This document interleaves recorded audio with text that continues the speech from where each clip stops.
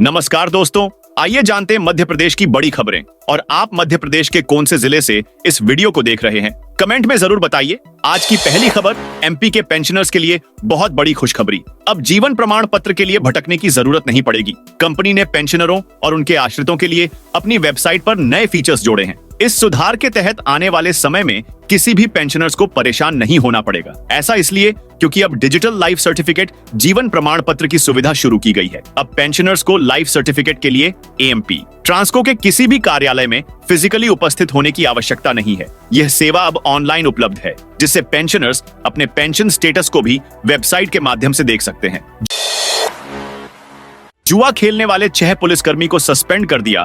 टीकमगढ़ में कोतवाली और देहात थाने में पदस्थ पुलिसकर्मियों का जुआ खेलते हुए वीडियो सामने आया है। इसके बाद एसपी रोहित काशवानी ने तत्काल हेड कांस्टेबल समेत 6 पुलिसकर्मियों को सस्पेंड कर दिया है। इसके साथ ही वीडियो की जांच के निर्देश दिए गए हैं। जांच के बाद कुछ और आरक्षकों के खिलाफ भी कार्रवाई की जा सकती है।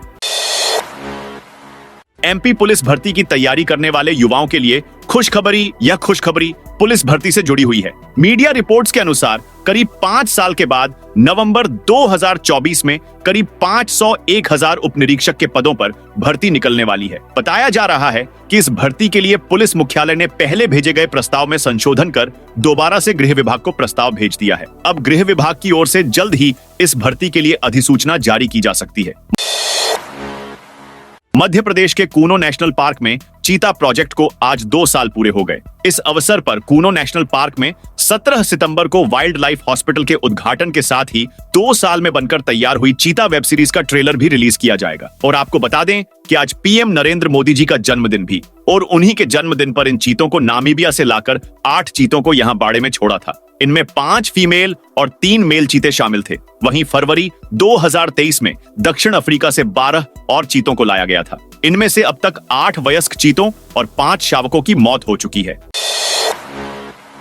मध्य प्रदेश के सरकारी टीचरों के लिए आई बड़ी खुशखबरी, सरकार देगी पक्के मकान। मध्य प्रदेश सरकार महिला टीचरों को जल्द ही बड़ी खुशखबरी देने जा रही है। सरकार महिला टीचरों को अब आवास की सुविधा देने वाली है। इसके लिए स्कूल शिक्षा विभाग की ओर से पूरी तैयारी कर ली गई है। सभी जिलों के शिक्षा अधिकारियों को आवासीय कैंप्लेक्स बनाने के लिए पत्र लिखा गया है। वहीं 7 दिनों के अंदर आवास बनाने के लिए चिन्हित की गई जमीन का ब्यौरा मांगा गया है।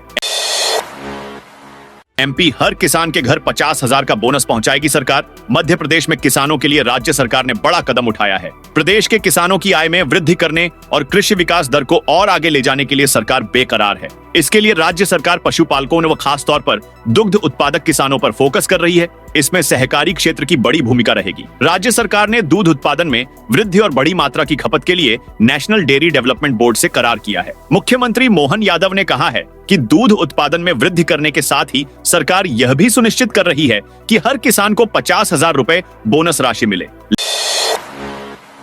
लाडली बहना की लिस्ट अपडेट करने घर आ सकते हैं ये लोग, रहें सावधान। मध्य प्रदेश के रीवा जिले के मनघवा थाना के टिकुरा में लाडली बहना योजना की लिस्ट अपडेट करने के नाम पर घर में घुसे बदमाशों ने 4 लाख के जेवर पार कर दिए। पुलिस ने बदमाशों की तलाश में नाकेबंदी की, लेकिन उनका कोई पता नहीं चला है।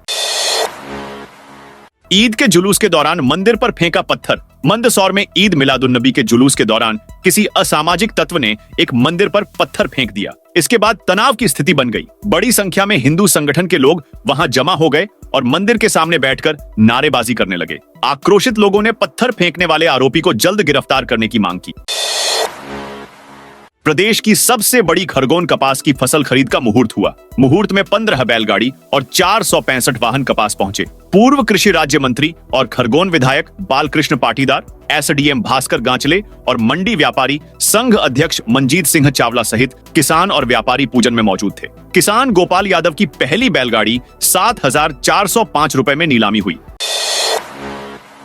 मंडला में ईद मिलादुन्नबी के अवसर पर मुस्लिम समाज की रैली में फिलिस्तीनी झंडे दिखाई दिए। रैली में शामिल कुछ युवा हाथों में फिलिस्तीन का झंडे थामे हुए थे और नगर भ्रमण के दौरान लहराते नजर आए। मामला सामने आने के बाद पुलिस वैधानिक कार्रवाई कर रही है। भोपाल के पास ट्रैक से उतरे ट्रेन के पहिए मिसरोद मंडीदीप रेलवे स्टेशन के बीच की घटना। भोपाल के मिसरोद मंडीदीप रेलवे स्टेशन के बीच एक मालगाड़ी के 3 पहिए पटरी से उतर गए। यह ट्रेन पार्सल ट्रेन है। इसके बंद डिब्बों में 2 व्हीलर, 4 व्हीलर या अन्य सामान ले जाया जाता है। सूचना मिलने पर भोपाल से रेलवे टीम मौके पर पहुंची और पहियों को वापस पटरी पर लाने के काम में जुट गई है। पहियों को ट्रैक पर लाने में 8 से 10 घंटे लग सकते हैं। एमपी के एक नेशनल हाईवे को टोल फ्री किया जाएगा। भोपाल से राजगढ़ के बीच में 3 टोल बनाए गए हैं। पहला टोल भोपाल की ओर से सोनकच्छ में है। इससे 56 किलोमीटर की दूरी पर दूसरा टोल बना दिया, वह कचनारिया ब्यावरा में है। इसके 20 किलोमीटर दूर ही राजगढ़ के पास हिरणखेड़ी में एक और टोल एमपीआरडीसी वाला बना दिया है। ये तीनों टोल NH 52 पर हैं। सभी में वसूली जारी है। करीब 2 माह से केंद्रीय मंत्री गडकरी के वायरल वीडियो में वे कह रहे हैं कि जिसके पास आधार कार्ड के आधार पर तुरंत पास दिया जाए, यह मैं स्वीकृति करता हूं। 60 किलोमीटर के बीच में टोल नहीं आएगा। यदि कुछ जगह चालू है, मैं सदन को विश्वास दिलाता हूं कि यह गलत है, अवैधानिक है। 3 माह के अंदर 60 किलोमीटर के अंदर एक ही टोल होगा। अगर दूसरा होगा तो उसे तत्काल बंद कर दिया जाएगा। मध्य प्रदेश के सिंगरौली जिले से बड़ा मामला सामने आया है, जहां एक एएसआई के वर्दी फाड़ने और बेल्ट टोपी फेंकने का वीडियो वायरल हो रहा है। इस वीडियो में साफ तौर पर नजर आ रहा है कि एएसआई ने टीआई के केबिन में अपनी वर्दी फाड़ ली। केवल इतना ही नहीं, एएसआई ने अपनी टोपी बेल्ट भी फेंक दी। यह वीडियो 7 महीने पहले का बताया जा रहा है, जो कि अब वायरल हो रहा है। जानकारी के मुताबिक सड़क और नाली को लेकर विवाद था, जिसका नगर निगम और पुलिस ने मौके पर पहुंचकर मुआयना किया था। इस मामले का हल निकलने के लिए कोतवाली थाने में बैठक बुलाई गई थी। इसी दौरान ज्यादा बहस होने के कारण एएसआई ने गुस्से में आकर अपनी वर्दी फाड़ दी। महाकाल मंदिर समिति को हाईकोर्ट ले जाने की चेतावनी प्रसादी पैकेट से अभी तक नहीं हटाया ऊं और मंदिर शिखर का फोटो, महाकाल की लड्डू। प्रसादी के पैकेट से मंदिर के शिखर का फोटो और ऊं नहीं हट सका है। हाईकोर्ट इंदौर बेंच ने इसी साल 24 अप्रैल को अपने आदेश में महाकाल मंदिर प्रबंध समिति को कहा था 90 दिन 3 महीने में फोटो और ऊं हटा लें। मंदिर समिति ने कोर्ट से मोहलत मांगी थी और निवेदन करते हुए कहा था पुराने पैकेट का स्टॉक खत्म हो जाने दीजिए, नए पैकेट से हटवा देंगे। 4 महीने से ज्यादा हो चुके हैं। पैकेट सेम डिजाइन के ही हैं। आपको जानकारी के लिए बता दें कि प्रसादी के खाली पैकेट श्रद्धालु फेंक देते हैं। यही पैकेट डस्टबिन और कचरे के ढेर में मिलते हैं। इससे सनातन धर्म का अपमान होता है। इसीलिए पैकेट से ऊं और मंदिर शिखर का फोटो हटाने की मांग की गई है। एमपी के शाजापुर जिले से बड़ी खबर आ रही कि ग्राम टुकराना में रविवार रात अज्ञात लोगों ने संविधान निर्माता डॉक्टर भीमराव अंबेडकर की प्रतिमा को क्षतिग्रस्त कर दिया। सुबह जब स्थानीय लोगों ने देखा तो वहां स्थिति तनावपूर्ण बन गई। घटना की जानकारी लगते ही मौके पर शाजापुर तहसीलदार एवं बड़ी संख्या में पुलिस बल पहुंचा। भीम आर्मी के कार्यकर्ताओं से तहसीलदार ने चर्चा कर पूरे मामले को सुलझाने का प्रयास किया। भीम आर्मी के कार्यकर्ताओं ने प्रशासन के समक्ष 2 मांगे रखी। पहली, अंबेडकर की प्रतिमा को उसी स्थान पर प्रशासन लगाए और सीसीटीवी कैमरे की व्यवस्था करे। सिवनी जिले के पेंच टाइगर रिजर्व में 50,000 से ज्यादा चीतल चहलकदमी कर रहे हैं। इनकी अधिकता के कारण पेंच में घास के मैदानों की कमी और दूसरे वन्य प्राणियों के विचरण में समस्या आ रही है। ऐसे में पेंच से चीतलों को दूसरे ऐसे अभयारण्य और जंगलों में शिफ्ट किया जा रहा है, जहां इनके रहने से बाघ, तेंदुआ, चीता और दूसरे वन्य प्राणियों को शिकार आसानी से मिल सके और उनकी तादाद बढ़े। मध्य प्रदेश के खंडवा जिले में सोयाबीन के सही दाम नहीं मिलने से नाराज किसान आज सड़कों पर उतरे। हजारों की संख्या में किसान 500 से ज्यादा ट्रैक्टर ट्रॉली लेकर शहर की सड़कों से गुजरे। किसानों कहना है कि सरकार ने जो सोयाबीन का समर्थन मूल्य 4,892 तय किया है, लेकिन इससे ज्यादा किसानों इसमें खर्चा आता है। पिछले कई सालों में महंगाई बढ़ी है, लेकिन कई सालों से सोयाबीन का भाव नहीं बढ़े हैं। किसानों की मांग है कि सोयाबीन के दाम 6,000 से ज्यादा किए जाए, साथ ही मक्का, कपास और गेहूं के दम भी बढ़ा जाए।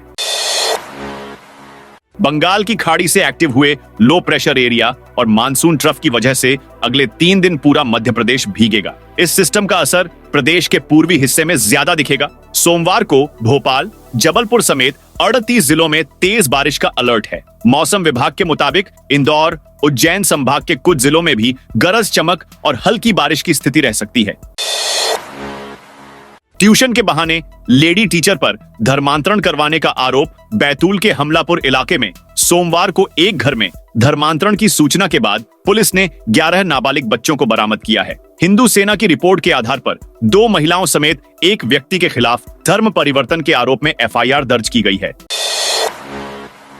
सागर जिले से चोरी हुए दुनिया के सबसे हाई सिक्योरिटी फीचर को लेकर पहचान स्थापित करने वाले आईफोन को तलाशने में पुलिस की तकनीक फेल साबित हो रही है। झांसी लखनादौन राष्ट्रीय राजमार्ग पर स्थित बांदरी थाना क्षेत्र में करीब 12 करोड़ रुपए कीमत के 1600 आईफोन लूट की वारदात को 1 महीना बीत चुका है, लेकिन पुलिस कोई खास उपलब्धि हासिल नहीं कर सकी है। जबकि पिछले 15 दिन से आईजी से लेकर सिपाही तक 50 से ज्यादा पुलिस अधिकारी कर्मचारी मामले की पड़ताल में जुटे हुए हैं। इसके बाद भी पुलिस न तो मुख्य आरोपी मिल सका और न ही 1400 आईफोन।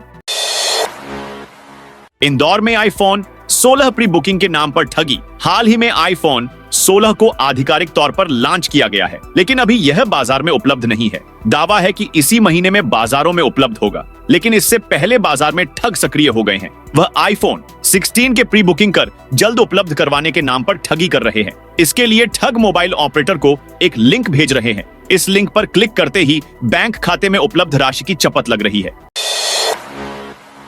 रेलवे स्टेशन पर ई रिक्शा वालों की नो एंट्री। रेलवे स्टेशन पर सवारी लेने के लिए आने वाले ई रिक्शा चालकों के लिए स्टेशन परिसर में एंट्री नहीं है। ई रिक्शा चालक स्टेशन परिसर के बाहर खड़े होकर ही यात्रियों के आने का इंतजार करते हैं। परिसर के अंदर केवल ईंधन से चलने वाले ऑटो के लिए ही आने दिया जाता है, जो यात्रियों को शहर तक लेकर आते हैं। इस विरोधाभास की स्थिति में अभी तक रेलवे के आलाधिकारी कोई समाधान नहीं करा पाए हैं, जिससे ई रिक्शा चालक परेशान हैं। राहुल गांधी की जीभ काटने वाले को दूंगा 11 लाख का इनाम। शिवसेना विधायक संजय गायकवाड़ ने सोमवार को अमेरिका में आरक्षण पर राहुल गांधी के बयान पर तीखी प्रतिक्रिया देते हुए विवादास्पद बयान दिया। महाराष्ट्र के मुख्यमंत्री एकनाथ शिंदे के नेतृत्व वाली शिवसेना के नेता गायकवाड़ ने कांग्रेस नेता राहुल गांधी की जीभ काटने वाले को 11 लाख रुपए का इनाम देने की घोषणा की। उनके इस बयान ने नया विवाद खड़ा कर दिया है।